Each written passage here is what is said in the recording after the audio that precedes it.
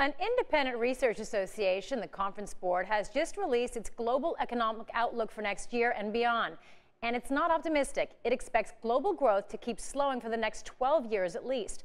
For a closer look, we're joined by Bart Van Ark. He is the chief economist at the Conference Board. So from your perspective, Bart, the glass is half empty. You expect global growth to be at 3% in 2013. That's down from this year. And you expect that it will remain at that level for 5 years. So what is the main reason for this lower projection? Yeah, you're right. The glass is, in a sense, still half empty. The main reason is that in the advanced economies, the US and Europe, we're really not able to accelerate growth back to what we were doing in the early 2000s. Europe is working itself through a lot of stuff. In the United States, we're facing this fiscal cliff, very widely discussed. We don't know what the outcome is going to be. It makes businesses very uncertain. In Europe, also consumers very uncertain, and that keeps growth down.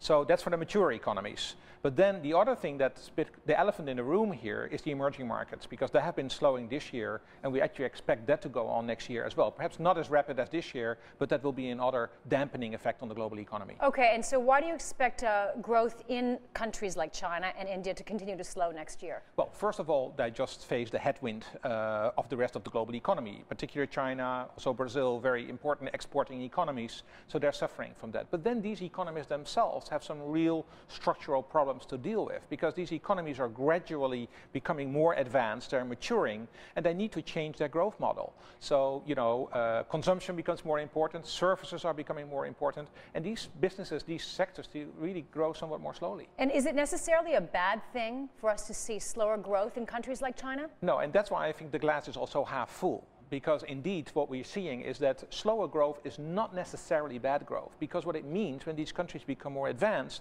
it means that consumers start to consume more broadly, they want more quality, they want more variety, they want more services, healthcare and social services. So there's a lot of opportunity for business there to actually benefit from that quality type of growth. So in that sense, slower growth is not necessarily bad growth, but you need to prepare for it, because otherwise it will come as a surprise. And you expect slower growth for China all the way up to 2025. I mean, that is a very long time frame.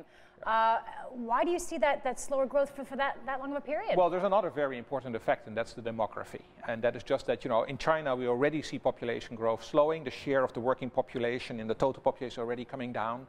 That's not yet true for India or for Brazil, but that will happen.